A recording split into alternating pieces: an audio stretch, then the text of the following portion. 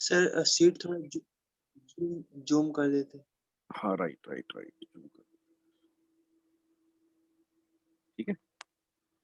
So here you can see that in the question number 6, fx and gx have same circle of curvature at x equal to alpha.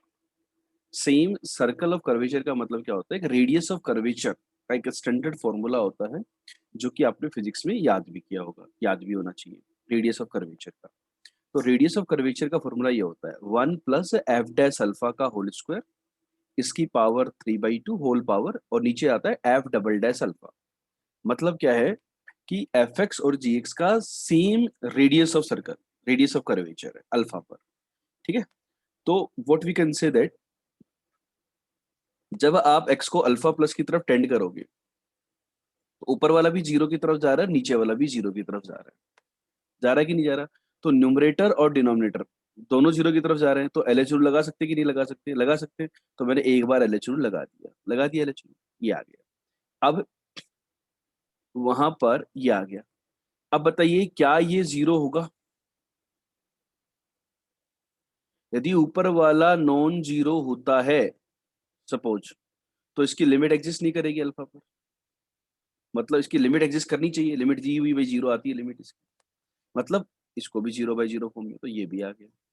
अब फिर से इसकी limit exist नहीं करेगी तो एक बार और डिफरेंशिएबल होगा, मतलब ऊपर वाला फिर से F double dash alpha minus G double dash alpha भी जीरो की तरफ हो रहा होगा, राइट। तो ये आ गया। अब नीचे कांस्टेंट आ गया, अब न्यूमरेटर भाई अल्फा पर ही जीरो बन जाए, मतलब ये वाली कहानी भी। मतलब मिनिमम इतने टाइम्स तो होना ही होना चाहिए। मतलब मैं क्या कह पा रहा हूँ कि I am assuming that a new function H X as F X minus G X. तो एच ऑफ अल्फा जीरो है, एच डैश अल्फा जीरो है, H double dash alpha zero है, H triple dash alpha zero है। इतना तो होना ही होना चाहिए यदि इस फंक्शन की लिमिट को 1 बनाना है तो यदि इतना करना ही है आपको, तो इट मींस एच एक्स जो है इसका अल्फा जो रूट होगा वो एटलीस्ट कितनी मल्टीप्लिसिटी का होगा बताओ? 4 मल्टीप्लिसिटी का होगा, नहीं वो एटलीस्ट, ज्यादा भी हो सकता है, आगे भी डेरिवेटिव जीरो हो सकते हैं, लेकिन मिनिमम इतना तो होगा ही होगा। क्वेश्चन क्लियर हुआ कि नहीं हुआ बच्चों? क्वेश्चन नंबर 6, यस और नो? सर यहाँ मल्टीप्लिसिटी से क्या मतलब हो रहा है? मल्टीप्लिसिटी का मतलब है कितने टाइम्स रिपीटेड रूट है।